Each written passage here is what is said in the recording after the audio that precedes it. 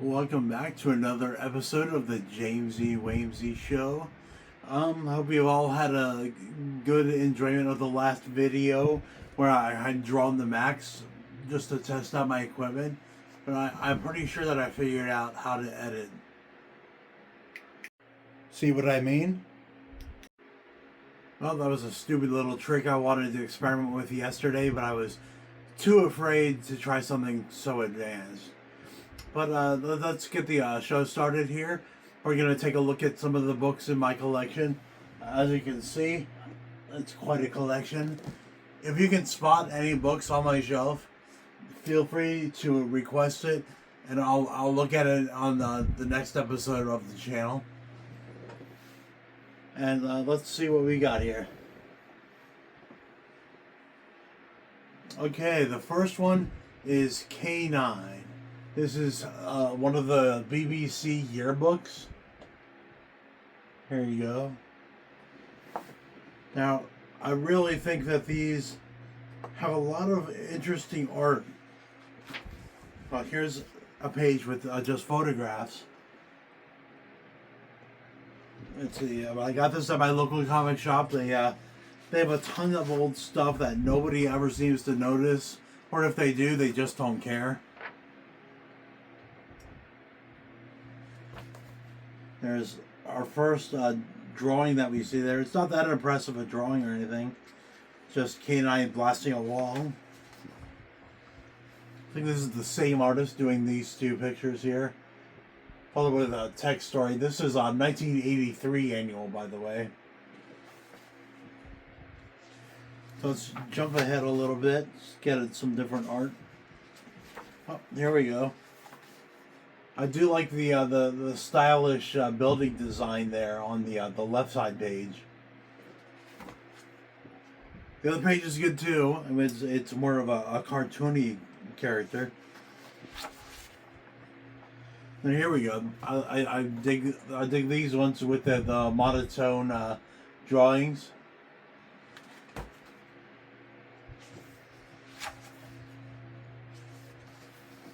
And they continue for several pages. I jumped probably around 10 pages here, and they're still those blue images. Here we go. Is that the TARDIS I see there? Nope, that's just an actual telephone box there. I think they wanted us to all do a double take there.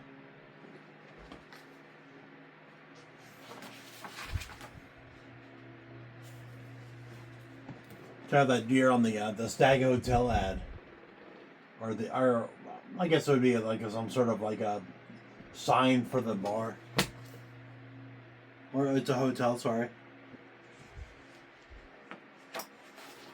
Well, okay. Now this, I really dig this this picture of K9. Really well drawn. Now I just randomly grabbed that book, so there wasn't much to that one. Now here's one from my childhood. This is actually one that I purchased like since then, because I had lent my copy out of this book because I thought it was that amazing of a book, and I never saw it again or the person again. There was somebody at Harrisburg Area Community College whose name I can't even remember at this point. That was more than 20 years ago. But let's get to this one. There you go. This is the complete Frank Miller Batman. It's a really cool cover. It's a leather bound. These were for sale at Walden Books. These were in the remainder bin when I originally purchased it. I did have to buy a new copy from somebody's collection in the cartoonist kayfabe swap meet or whatever it's called. Now it starts off chronologically with year one, with the beautiful art of David Mazzucchelli.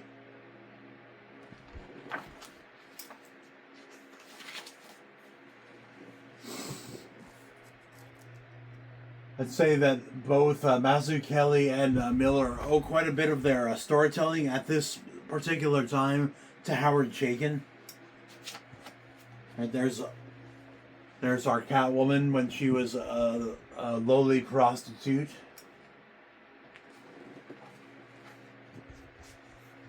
I'm pretty sure my parents bought me this book at the time, because I was probably maybe like 10, 9 years old, something like that.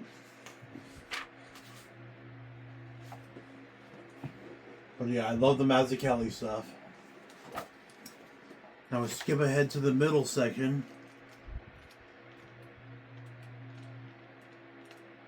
Okay. This is Santa Claus Wanted, Dead or Alive. I'm sorry, Wanted Santa Claus, Dead or Alive. Let's be accurate here.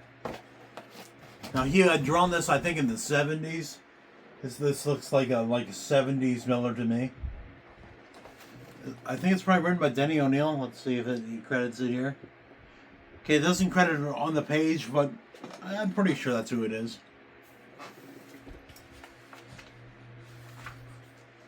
Alright, here's another page. I think it has the 70s colors, which are a bit dated, but I think they really add something to this.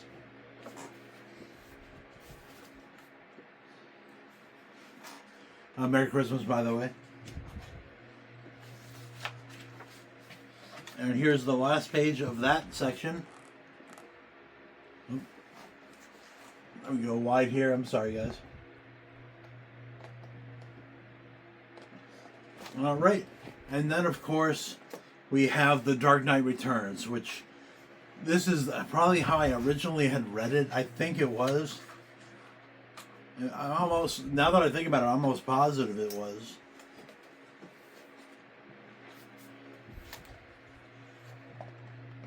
Here you go.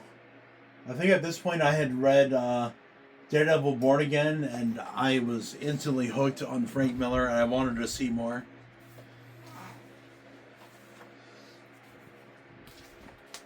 Let's see. Here he is.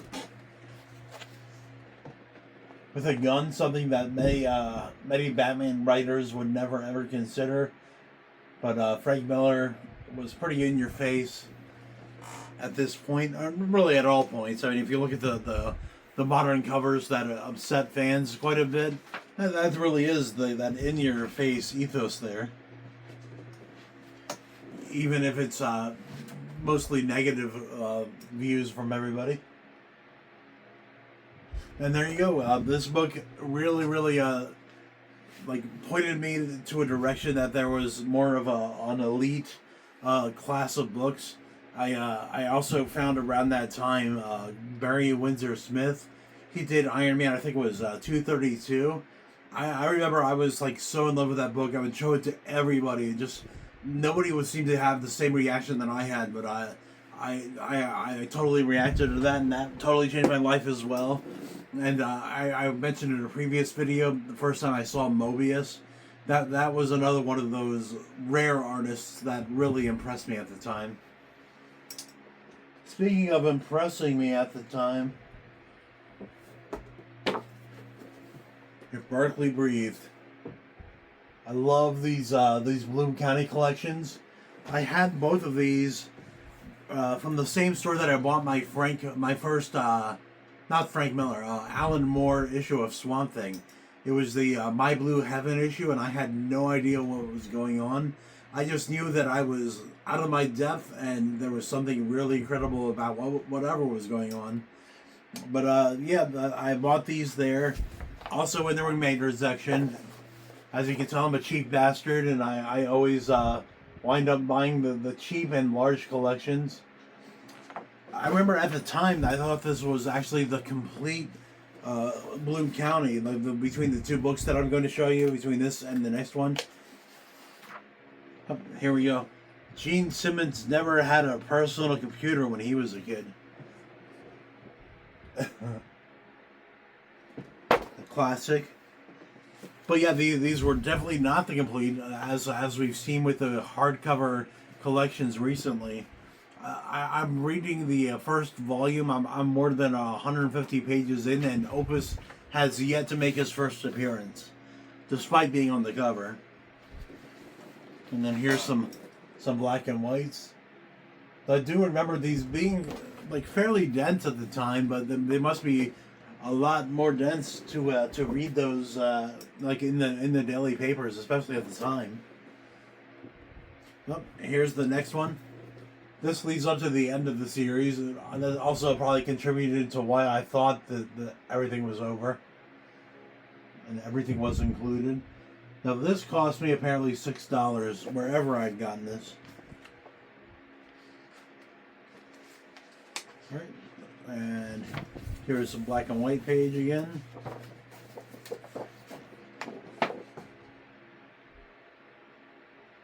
I really like the lettering, and I believe he's really found his foot by this point in the series. I was looking earlier. This is just not really related to this as much as you think it is. But I was looking at Bill Watterson. He's got some images from his yearbook, like online. It was like 1976, and the artwork isn't quite where it will be. But he definitely had the lettering down. He was already a definite student of the business.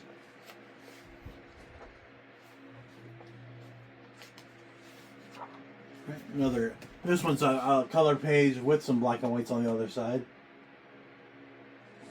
Right, and then here's the back of the book.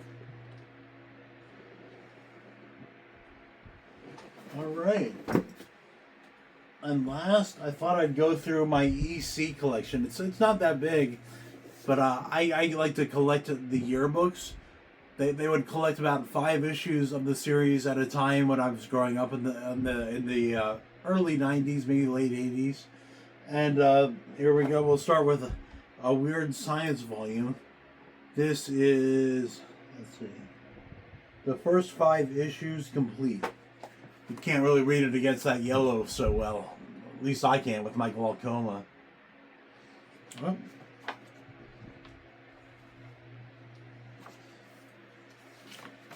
Then every chapter does on the letters page does list. Whoops, I'm sorry, guys. It does list who the artists were in those specific issues. Let's see here. I'm gonna have to use my hand that doesn't work very well to help hold this one open.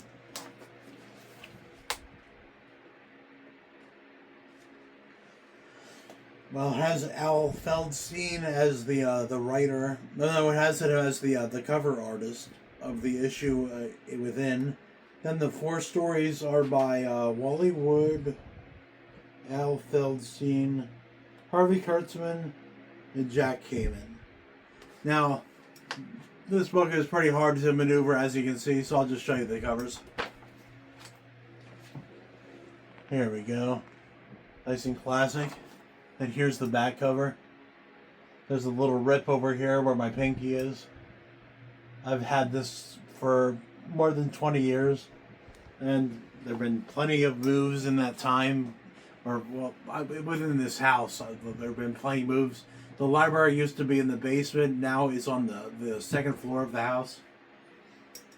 All right, then here is the first 5 issues of Two-Fisted Tales. I could catch that one pretty easy with the red, like right on the white lettering of there. Another look at another back cover here. Yeah, I always liked Harvey Kurtzman. As an artist and a writer.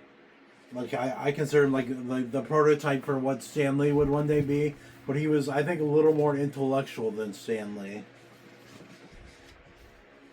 Okay, now this is actually an interior page. They actually would print the artwork for the covers on the glossy paper that they had already printed them on when they were doing monthlies. There you go. So you can see that glossy effect there.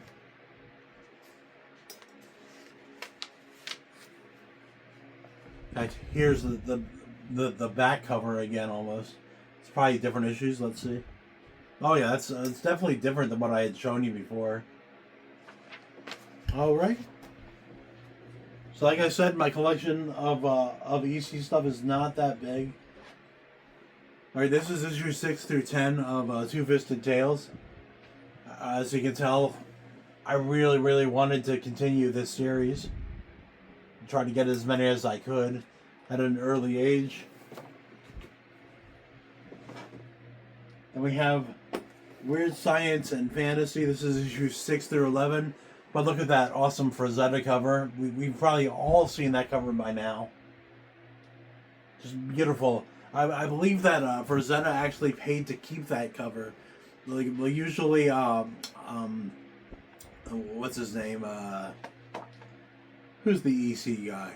Oh yeah, Bill Gaines. I don't know how I could forget that name.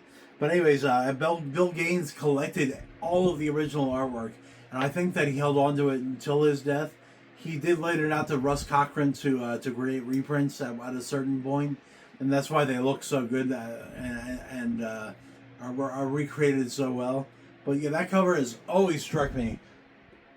It's really a cool one, but it's Frazetta. You know, what's to be expected? Oh, more Two-Fisted Tales. This is 11 through 15. There you go. You can see that Kurtzman was really invested in this series. But supposedly he did make a lot of money in this book, and he did a lot more research than the guys that were doing the horror books. But the horror books were what generated the most money, so the writers of those books would get a lot more money than him, even though he was doing twice as much work for probably like lower stories, like lesser stories. So I think that's why he created Mad Magazine, because he knew he could put his wits to work without doing all that research.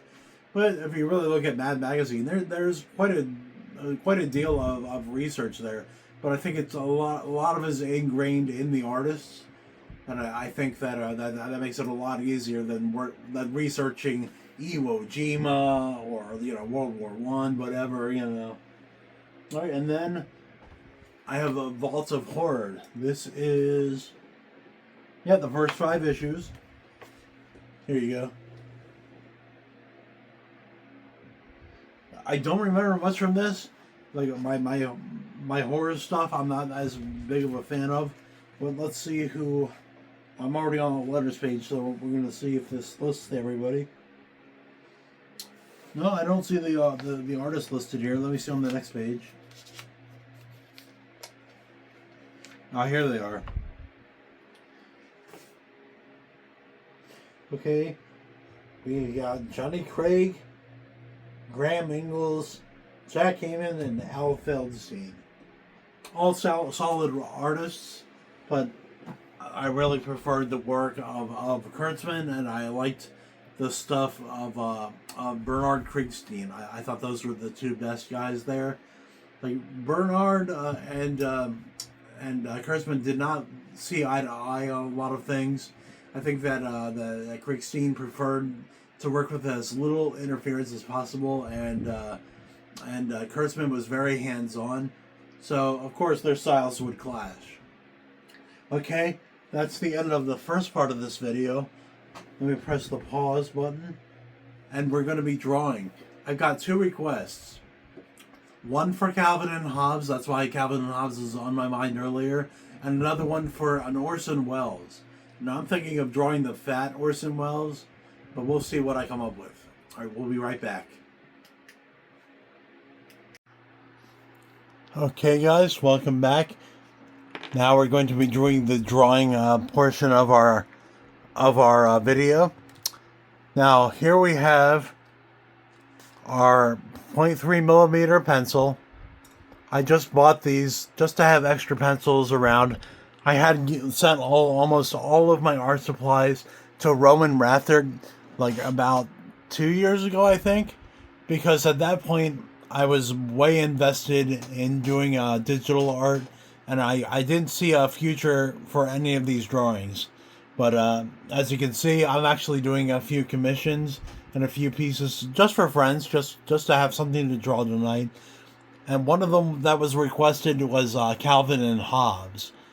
Now, I've never drawn Calvin and Hobbes before, and I have a very distinct style that's very much my own, so I don't know how that will work out. And the other one is from a friend, like over on the other side of the pond in England. She wants an Orson Welles picture.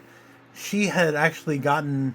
She must collect Orson Welles pictures because she got Herb Trimpe to volunteer one to her, as well as a Jean Colan one. Now that I don't know the situation on that one. She might have had to pay for that one. I'm not sure. But anyways, yeah, I have the 3.3 millimeter pencil. Then today I've got a 03 pen, and then once again the 2.5 and 2.0. Yesterday on the video I showed these pens off, and the only one I ended up using was the 4. So this time I'm gonna go with the 3 to begin with, and I promise to incorporate all of the pens this time. I have a feeling, this is gonna be a little bit longer because there is 2 requests this time. So let's get to it. Should we start with? I'll start with Calvin and Hobbes. Okay.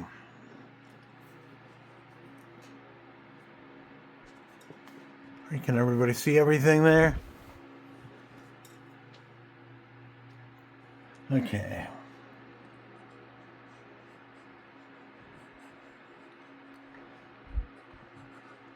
All right. I'm making Hobbes first. I'm making him a little thicker than you're probably used to seeing. I tend to draw things a little thicker. I think that's the Frank Miller in my art.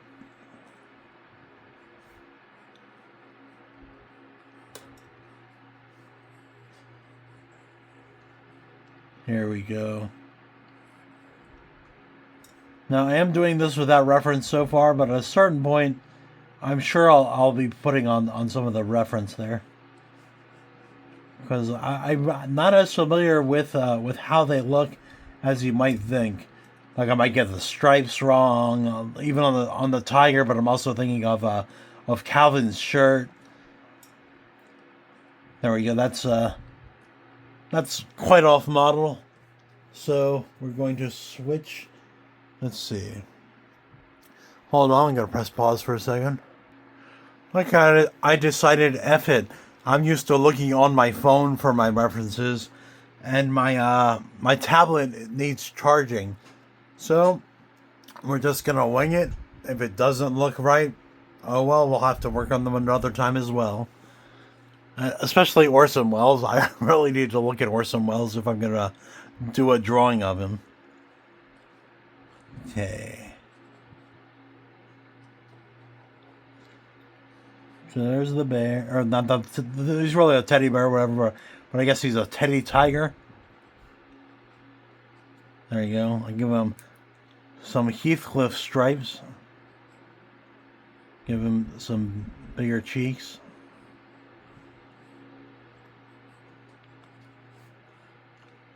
Right. Then we'll make him just being the teddy bear, or the teddy tiger, sorry. And I'll draw Hobbes holding him.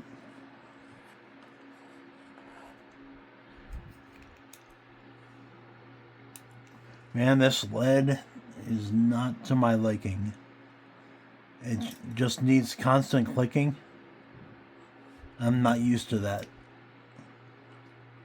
But you have to be malleable and take everything into account when you're doing these things. Alright. And there we go. We have a Calvin there. For once not peeing on the back of somebody's truck.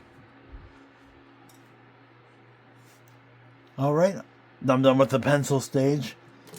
Now, like I said, I do most of the thinking at the inking stage. But I really do wish I had photo reference here. But this could end up being fun because of the fact that it's going to be way off model. Let's see what I get right and what I get wrong.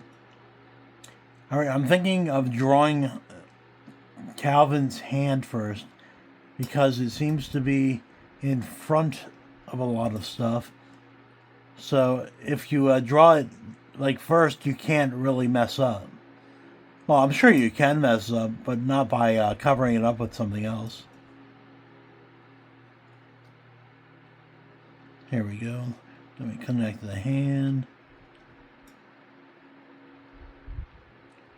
Let me do the thumb. There we go.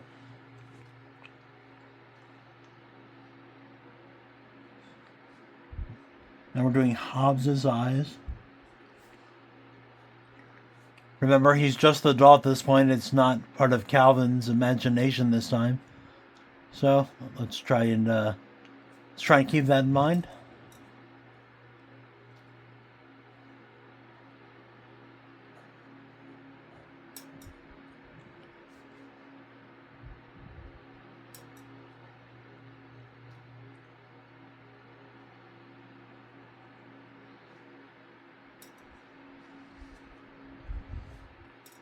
See right here, I just crossed over into the hand where I just had mentioned that you can't mess up.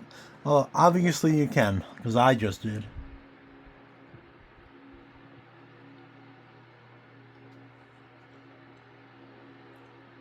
But you keep going, you work around things, and when we get to the color stage, a lot of the line work will just get ignored. And I have a feeling this one will be a joke anyway after we're done with this one.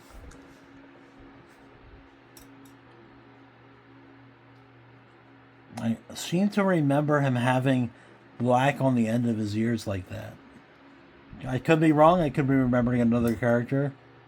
But we're going to go with it.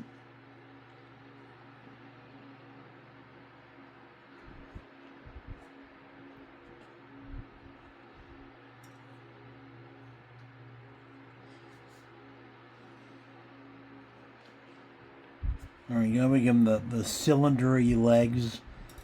I think that's more appropriate than ever, especially since it's the doll version.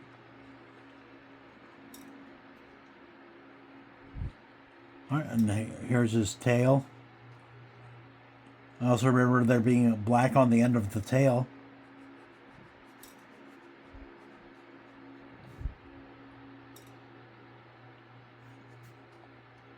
Remember what I said yesterday about thickening your lines then? Well, that's what I'm doing right now.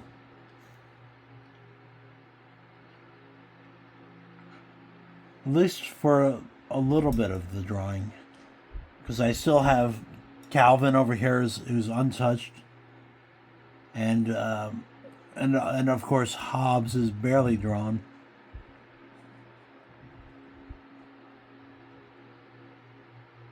There we go. Let's make the tail fall behind a bit there. It was too in your face, really.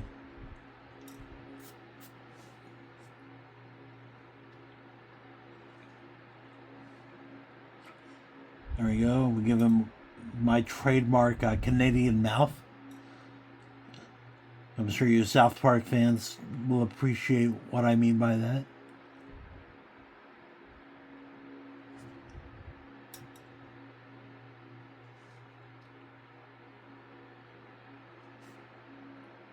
Okay, now does he have a white belly?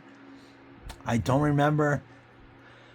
Let's wait until we get to the color part of this piece to determine whether or not I've done justice to his physicality. I'm sure there will be some adjusting then. I'm actually charging my tablet as we speak.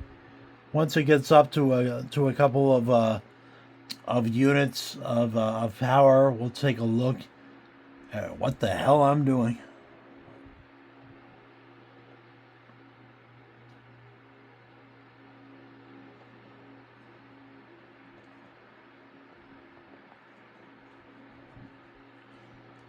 I just had a thought. When I'm doing the watercoloring and I'm letting things dry, maybe that would be a good time to look at the books and stuff. It gives me a chance to just pretty much do all my talking then instead of at the very beginning of the video. But that's just a thought. We'll see what we decide to go with going forward. You notice I do a lot of my thinking on the fly, and I'm sharing things that might not affect you guys in any way whatsoever. But that's just who I am. I think that's probably why you guys tune into the channel. Alright, Calvin's arms are pretty thin. Well, here they're actually thick, but but the regular Calvin is pretty waif-like. Okay. Now here I'm remembering a red striped shirt.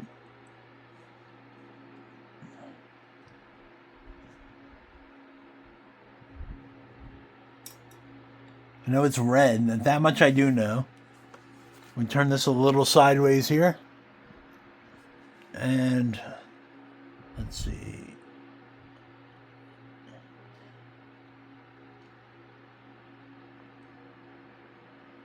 I will give him menacing eyebrows there.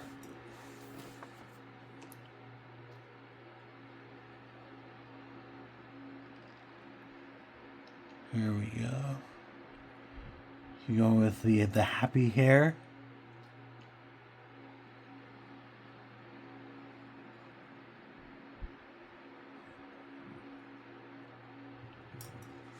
I've always had trouble with hair.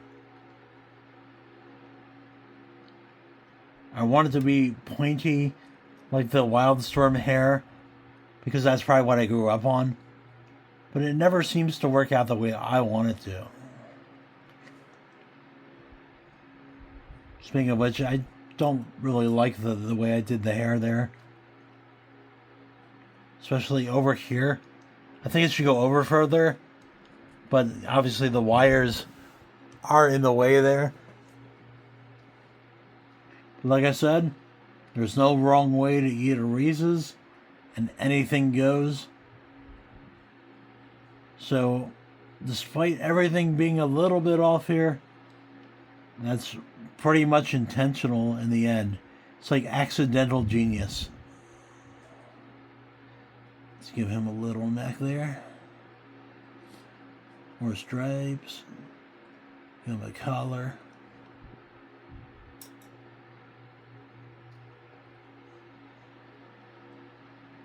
Okay, thickening up the hairlines. That would be the lines for the hair, not his hairline. Although I am now working on his hairline, coincidentally.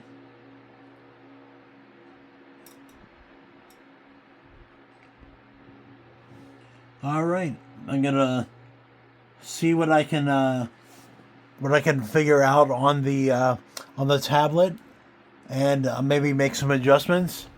But I'll do them all on camera. So I'll be right back. Okay, let's take a look at this. This is probably not the best image we can work with, but we get the idea for the stripes at least, and a bit of the face. I do see the tail is black, and the ears are black at least. And let's see, let's see if we can go back. All right.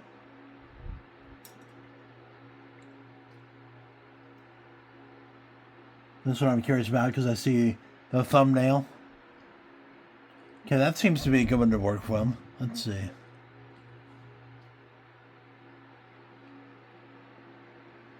There you go. Yeah, and his belly is exposed. There is a loop there. So I'll add that. Okay. Now I'm going to put this on the floor and let it keep charging. It was at 6% when I turned this on. Now it's at 8%. That's pretty fast compared to my old tablet. All right, I might keep referring to that drawing. Now instead of using this pen again, I'll switch it up. Let's go with the 2.5. It's not that different from the 3, of course. But I do prefer these multi-liners in some ways. They feel a little more sturdy, and the points feel a little more secure.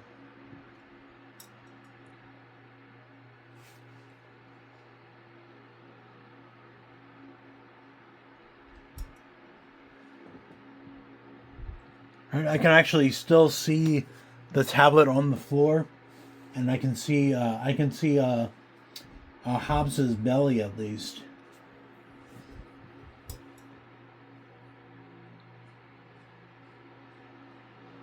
There we go. He has white hands and white feet. But again, this is the It's the doll version of him, so it doesn't have to look like an actual tiger's like feet. Although we're going to put a print on the bottom of the foot.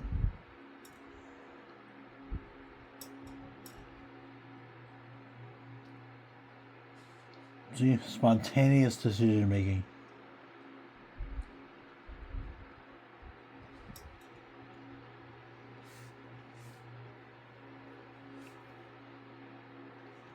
Then we have the belly.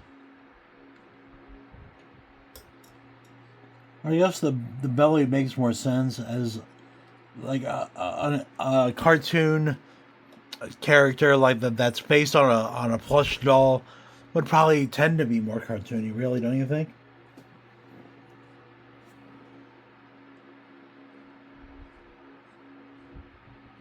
That tail's way not thick enough in my opinion.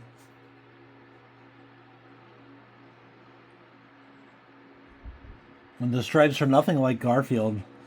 I don't know why I was thinking Garfield earlier. I believe I mentioned that, right, guys? Hold on a second. The picture on the floor does not really show Hobbes' face as much. So we're going to reduce that.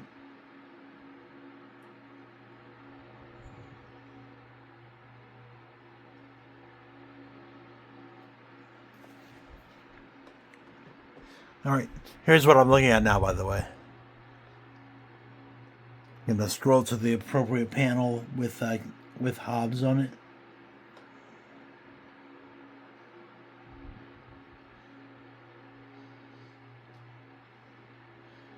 All right, I'm going to throw that back on the floor. Oh, sorry, guys. Knocked with the pole.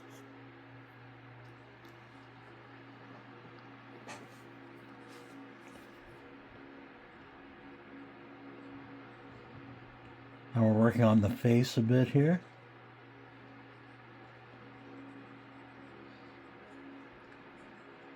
Ears are a lot blacker than I remembered, of course. So we're gonna fix that. Okay. We still have the white section here.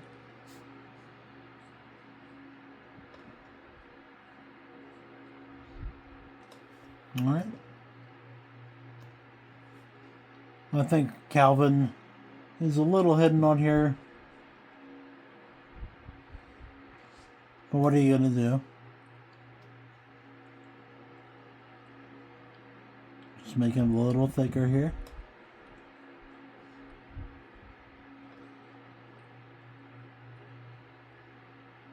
All right, and I think it's eraser time.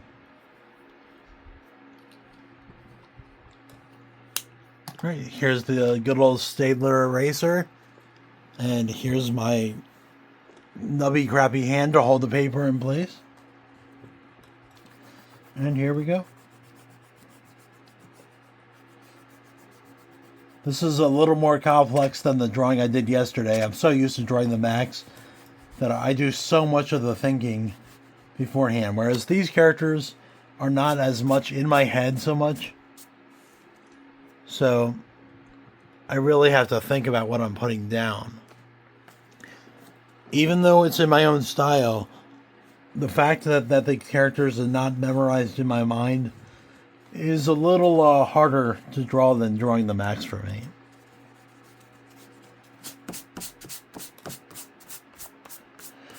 Alright, let me look for stragglers, like here's one. There's some on Calvin's cheek there. It's a little too prominent to just cover it up in paint.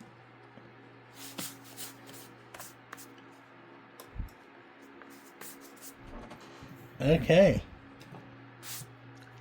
Now, here we go. Here's what we have so far. I'm fairly happy with it. It obviously has some things that I can improve on in future Calvin and Hobbes pictures. And try to always think of it in those kind of terms. this isn't your last time drawing the characters, and you're going to learn a lot from what you do and what you didn't do, really. All right, now I'm going to put these pencils back in my handy dandy pencil case. Well, it's a little cup if I can be more accurate here. But that's pretty much a summary of my life is my my pencil case there. It's all a disaster. All right, there's the paint once again, making sure everything's still in view.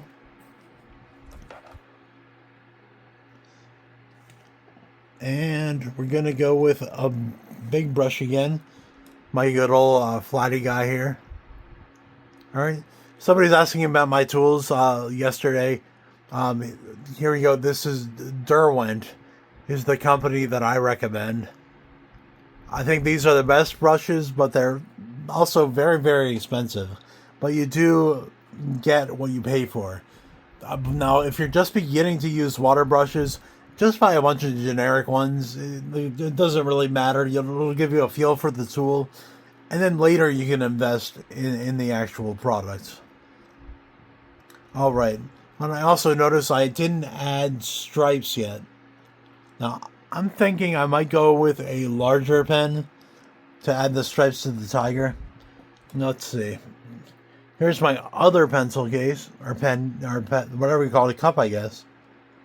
Now let's see, I want to find one that's a little bigger because the stripes should stand out more.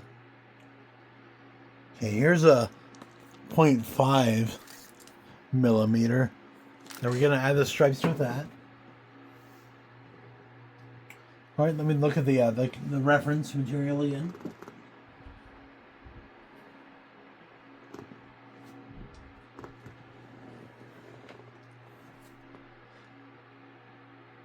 Always remember, just look back at your reference. You see how thick the lines are there?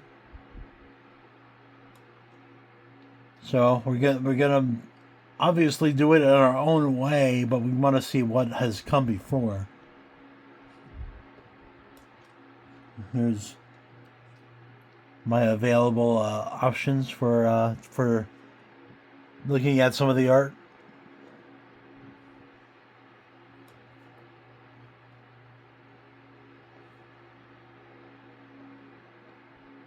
Whoops.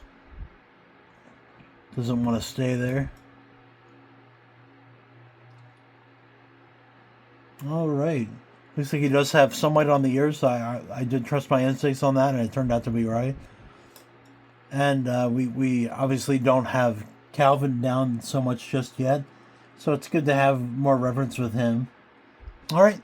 I'm going to go ahead and add some stripes now. Rather than paint over it and try to add them later. That would be stupid. Whoops. Speaking of stupid, there I go knocking over the tripod.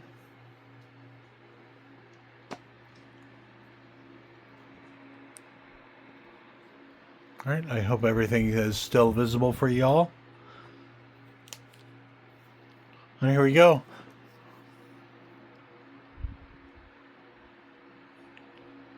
Here is the point. I hope it's not too blurry.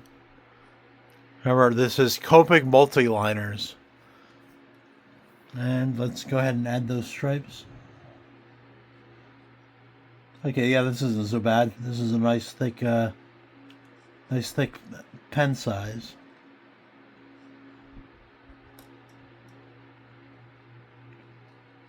Now I'm thinking of that thing I do where I make the lines thicker, like by double lining them, but I'm taking it to its extreme in a case like this.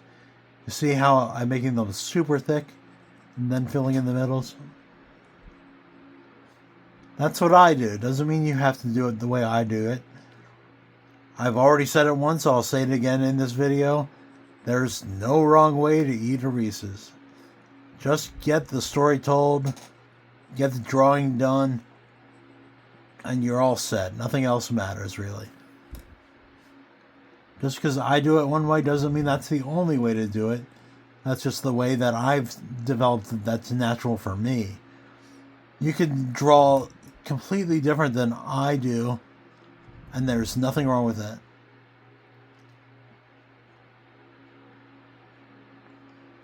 Unless you're my stalkers, in which case, you know, you want to be like me as much as possible. There we go. And notice that the lines are not all the same sizes or shapes, but I am keeping them as a singular line, whereas instead of connecting those lines.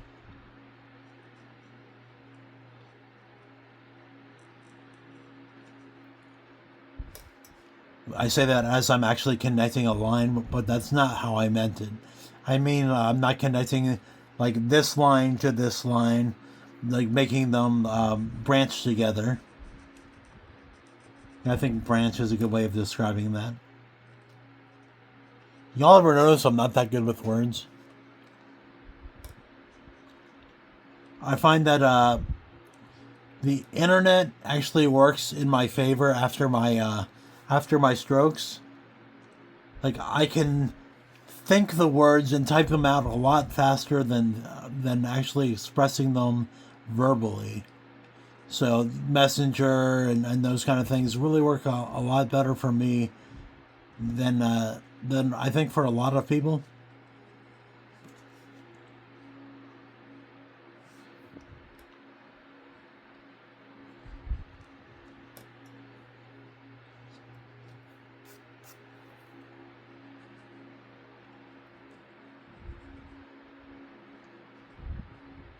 There we go. Starting to lose the plot here towards the end here of the stripes on the tail.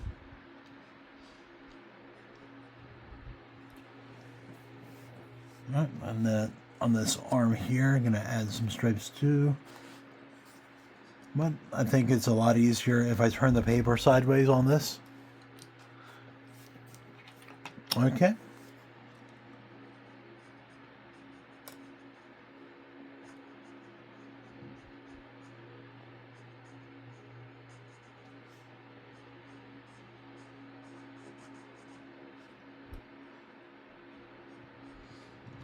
Yeah, I didn't think of that hand enough.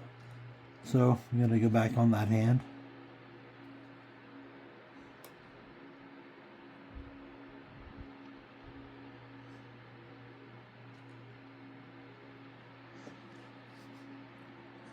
See, nobody's perfect. Not even me.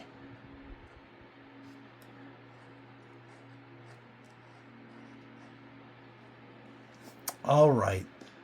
Now I think we're back on track for coloring. So let me put the lid back on this.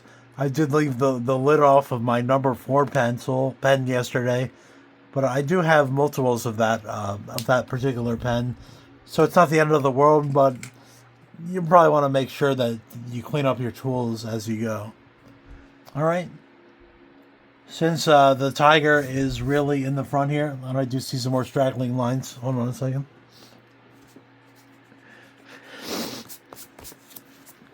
Okay, as I was saying, as the tiger is in the front, I think we should start with orange. And I'm seeing a lot of stragglers that I didn't notice before.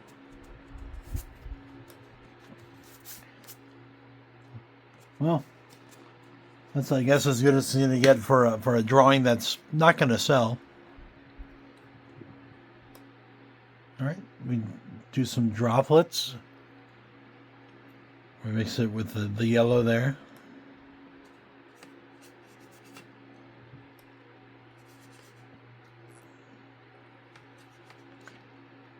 All right. Now let's test it over here, because this is not really part of the drawing. This is, you know, this is a good place to test your colors, really. I'm pretty happy with it, so let's apply that.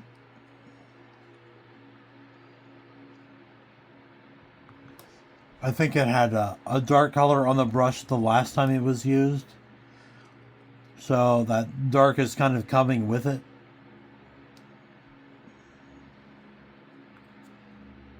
Yeah, the multi-liners and the microns they really work well with watercolor. Like they are not water soluble. So you end up getting, like your lines don't end up breaking apart, like turning into like a mushy pile.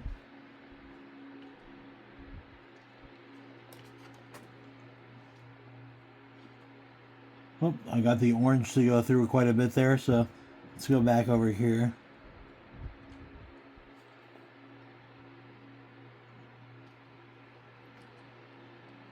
I don't know, I'm generally happy with the way this is turning out. It's definitely not Calvin and Hobbes material.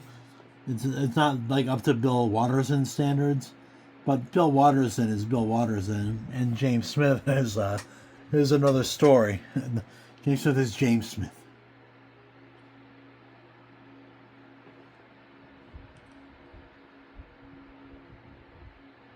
All right, let's get the tail. Can't forget the tail.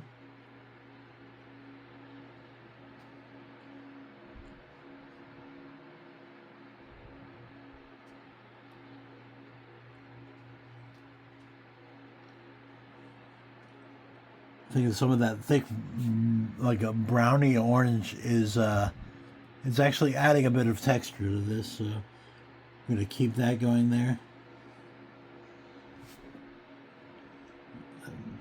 There's a little bit sticking out of his fur there. Okay, so now we can do the droplets. Now we're gonna want to do, I think, a yellow and orange, but more yellow for Calvin's hair. So let's just do a layer of that first.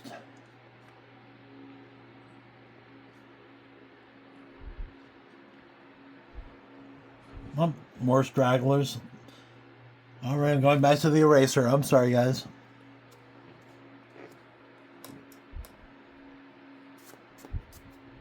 This glaucoma is a bitch. You always find stragglers, but I can't really blame the glaucoma so much. I'm sure I made these kind of mistakes before. All right, dip back in the yellow. Here we go. Yeah, I wouldn't want to leave the yellow alone like that. I'm definitely going to want to add some sort of orange element there. I'm sure y'all probably agree. Hopefully it's on the screen, like being a strong yellow. I'm looking at it actually on the screen. The record button is actually in front of the head, but I kind of get the idea of what you guys are looking at.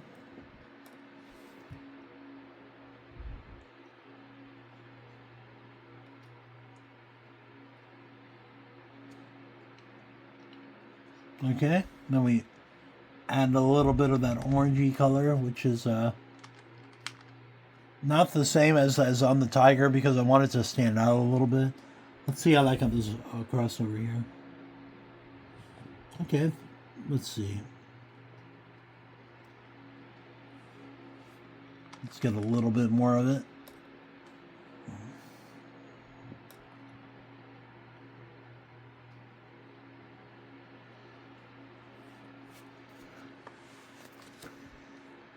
Moving our paper once again.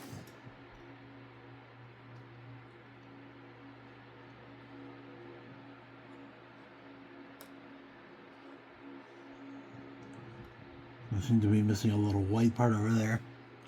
And I really am not happy with that orange. So let me add some of that orange that we used on Hobbes and mix it with the yellow.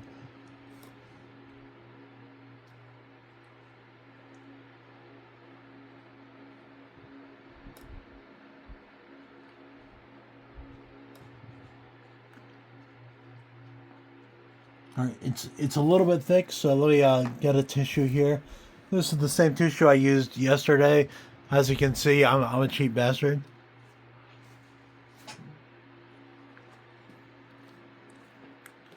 All right, let me add some more of that orange again.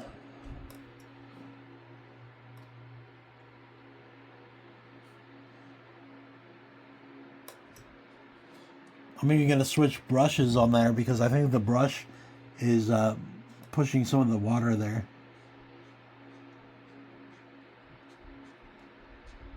Now this is another watercolor brush, but because I haven't used it, it hasn't started the flow. There you go. Alright, now switching back. We still have quite a bit of flesh here. On the arms and hands, and on the face, we have stuff to contend with. Alright. Let's go with this light brownish color here.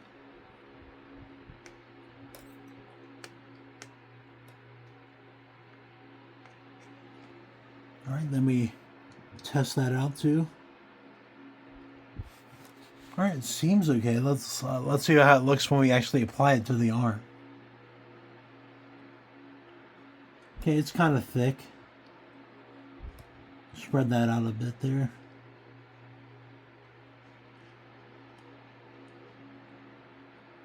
Yeah, I don't even think I'm going to dab this with the tissue. I think has ended up being the right hue of fleshy colored stuff that we want here. Get the neck there. Now I'm already thinking about the shirt. I'm thinking that's going to obviously be red, but I want this to dry for just a second.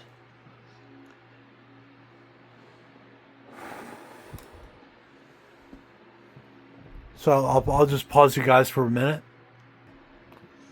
Okay.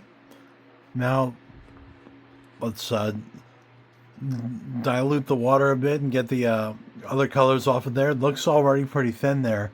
But we do need a red then for the shirt. So it's a very small area. Let's see.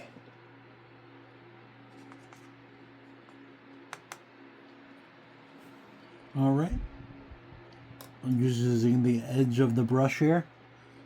I'm not quite getting enough of the red, so adding a little bit more there. And then there's some more over here.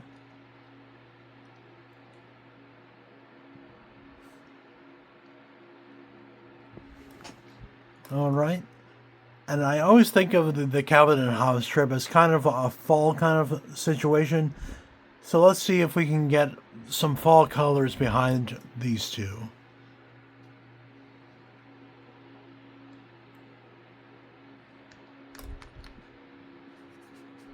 I'm going to mix some brown with that orange there because I think that orange is autumnal as well.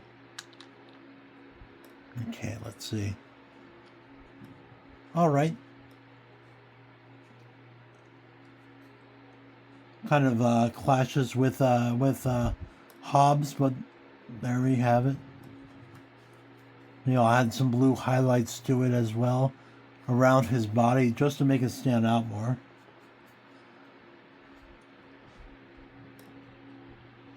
All right, let's see, where was that brown? Oh, there we go. I was using the wrong color, I think. That's probably why it wasn't mixing the way I wanted it to. No, it still has the same effect.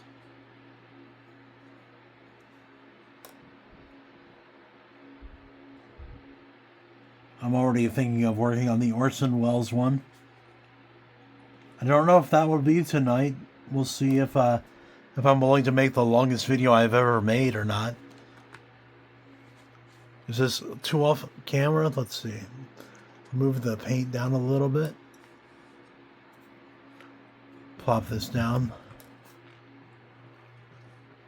Oh, there we go. Sorry, guys.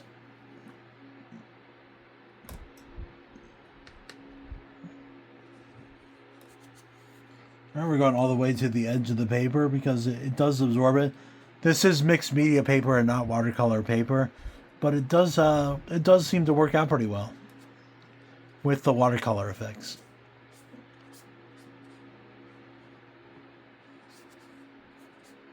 There we go.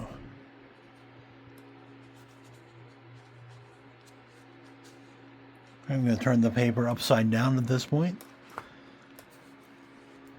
because the white areas that haven't been addressed yet are all up here. Although I am seeing some areas that I did overlook down at the other end here.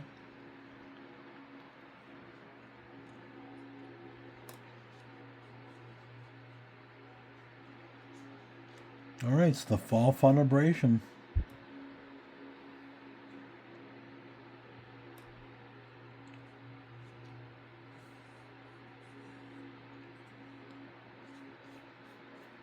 Alright, there we go.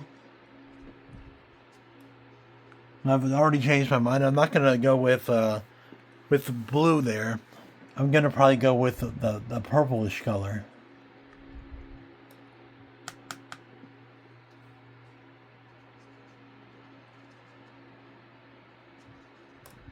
You see how it kind of blends in without kind of distracting from it? Now this is an abstract kind of thing. So you clearly can't mess up with like the backgrounds here.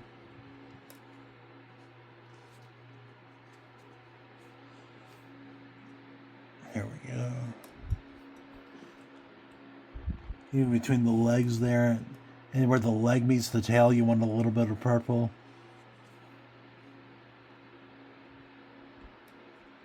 All right.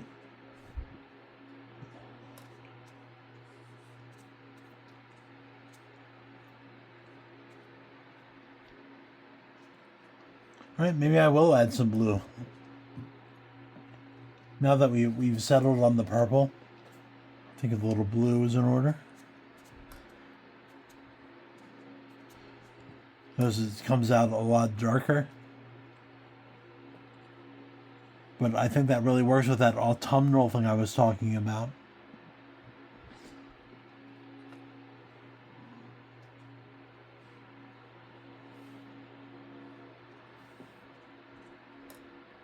All right.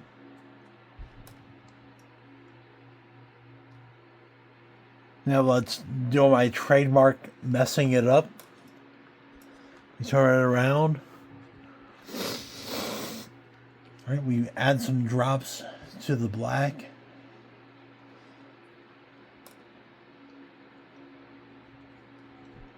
All right, and then we just blow.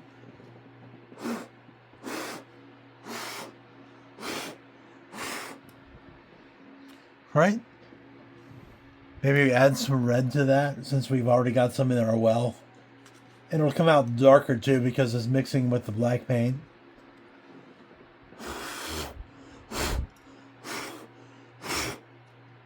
Yeah, nothing's really coming out of it that I can notice. Maybe you guys can notice more than I am. There we go. And that's as far as I'm probably going to take it for now. So let's consider this one done for now. Let's get up close a little bit. I'll turn it sideways so it's on camera, filling up the whole screen.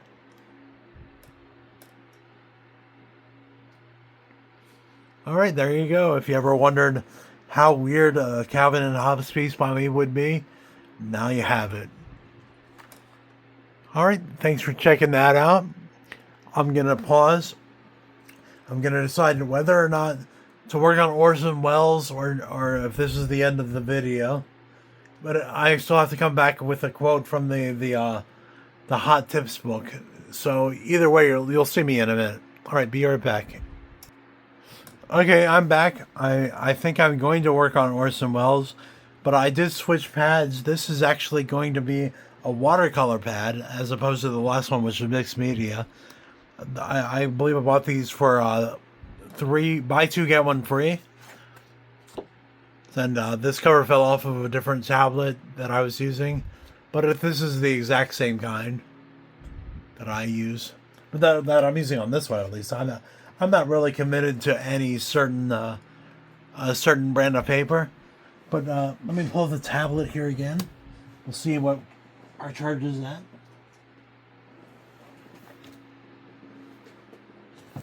Okay. We are at 30% already. Once again, pretty impressive. All right. We go this way.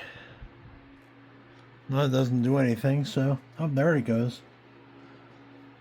And we're going to want to backtrack a little bit and just look up Orson Welles. I definitely don't want to go into Orson Welles blindly. But I'm thinking of drawing the older Orson Welles when he had a beard and, you know, the glory days of Citizen Kane were far behind him. Let's see. Orson Welles. We put 80s maybe?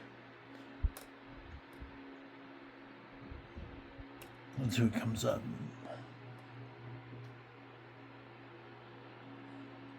Okay, that's the classic that I'm thinking of, but I want to see him in color. What do you guys think of that picture? All right, this one I'm going to probably have to refer to a lot, so I'm going to unplug the charger. I'm going to set that up. It's a little off camera here. I'm going to tilt it a little bit so you see where I put it. Right up against my computer. I know that's silly. I could just use the computer, but I think the tablet is a lot easier for me. Okay. Now let's go back to our pencils here.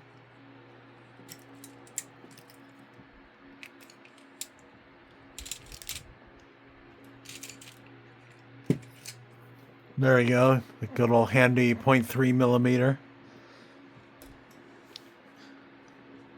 All right, now we want to get the general idea of his shape. So we put the pencil down and we give an outline. All right. Then we kind of work our way in.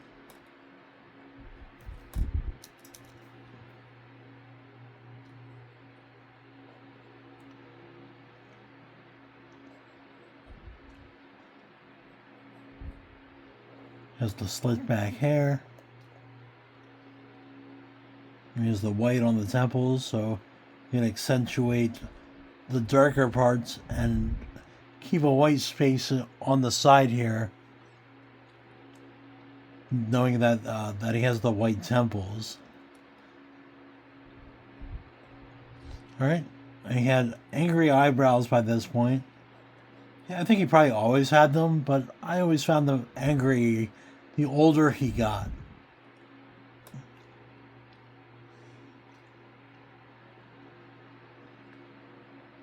Maybe that was just his disposition had become angrier by this point. I don't know. I was a little kid at this point.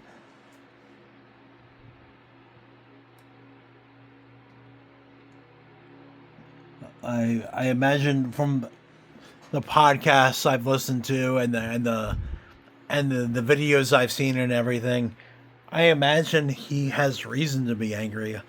So, but I don't know if that really is the case. He might have just been a good-natured guy, but he does have that famous frozen peas clip. So I don't know. All right, then he's got the handlebar. And a bit of the scrubbly.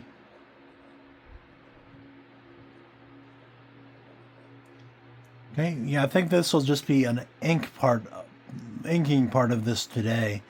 And then I'll decide whether to start over tomorrow or to just go right to the colors.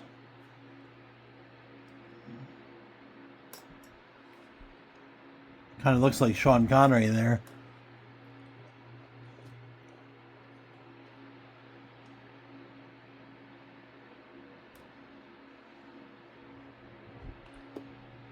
Remember, pencils have erasers for a reason. So if you're not happy with a line, like I'm not happy with this line, time to erase. This will be my first time using this eraser since buying this pencil. I bought a 4-pack when I got this. All right. I'm going to go abstract here. All right, I haven't used the 2mm pen yet, so I'm gonna jump into that. I do have smaller pens if I have to use those for cross hatching or anything. But let's see.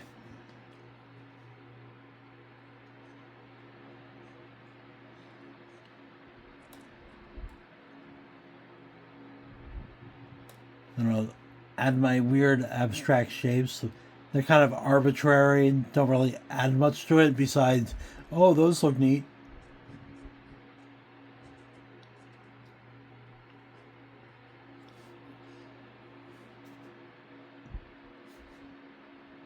But I want to put them on both sides and even in between them here.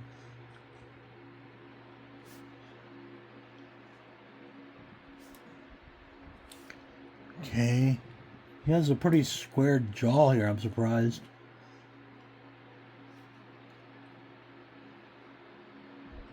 I always think of him as being a rather portly gentleman by this point. But I think he would probably get a little bit thicker as time would go on.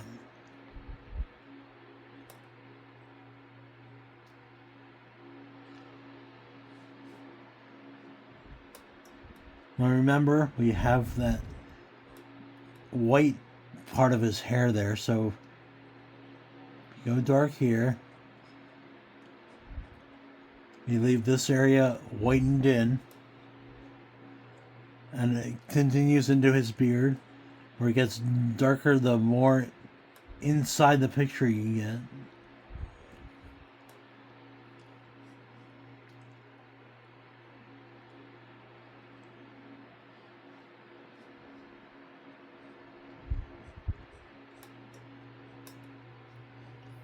Here we are.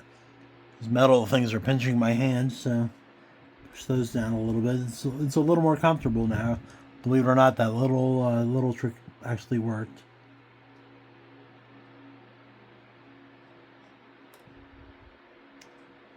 Remember, he's a little bit older, so you know, be liberal with the wrinkles you add.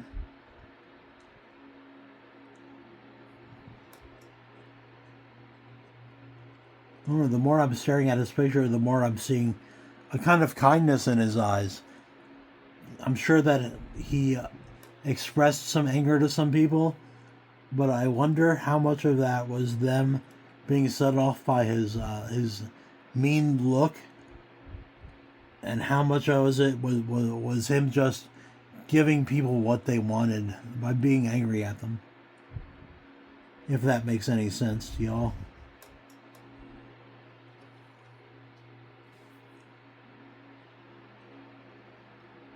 Okay. And he does have a mole on his nose around here.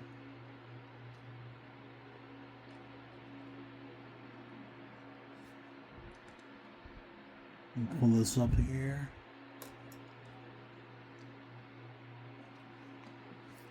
Remember that slicked back hair? He had a bit of a curl going on, especially over in this general area. So I imagine it's on this side, but you don't see it as much. It's pretty slicked back over here.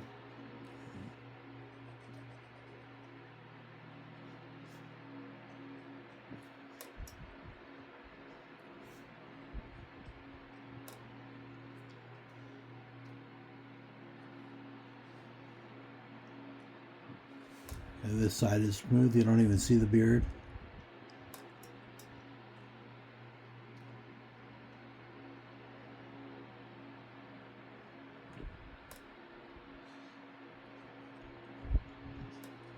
See, I'm doing little wavy lines over here. Then I'm going back to the straight, slicked back hair.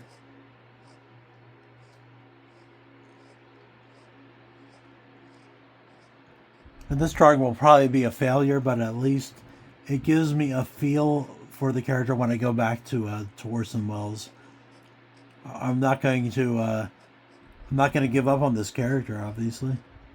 I don't know why I'm calling it a character when he was a real human being,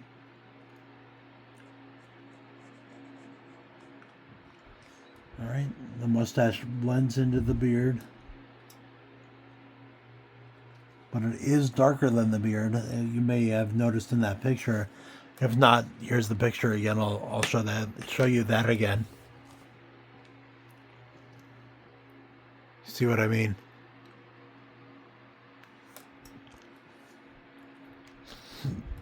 All right, and yeah, obviously, don't be afraid to use references. I use it all the time. I have no shame about that. There's no way you can memorize the whole world.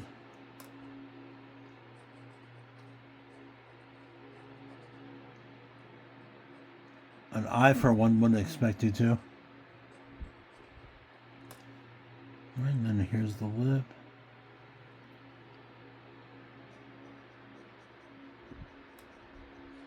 We'll work on the beard a bit here. There's dark stragglies here.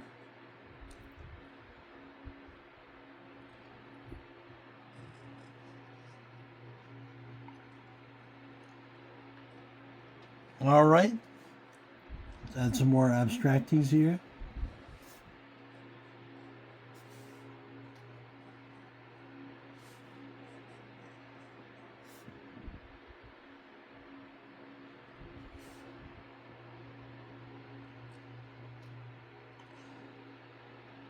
I'm gonna show this to the girl just to show her that I am working on the piece, even though it's not quite up to snuff yet.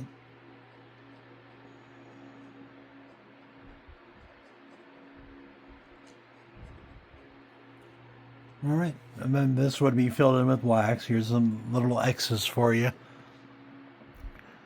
All right, and that is pretty much it for tonight. Let me seal up the pen again. All right. So let me know what I can do better, what I might be missing on there. Well, obviously, I'm missing the color for right now. But here's the Hot Tips book. And here we go. This page. Oh, this is just the introduction. It's just the description of the people. Okay, there's a shot of Will Eisner over here. Let me see if you guys can even see that. I don't even think you can see that, so... All right, this is building a career in comics. Once you've broken in, what's next? All right, and the very first entry is from Arthur Adams. So I'm gonna quote him now. Art Adams. Comic books are like the best place to learn how to draw things. I'd never drawn a person smiling before long shot number 1. I'd never drawn a windmill. I'd never drawn a baby. And when you draw comics, you have to draw backgrounds. You have to draw different sized people. You have to draw emotions. Mostly, I was just drawing simple pinup things. So comic books are a good place to learn. All right, once again, that's good food for thought. And I'll leave you on an image of the horrible cover. And I'll say thank you guys, and I'll see you next time on the Jamesy Wamesy Show.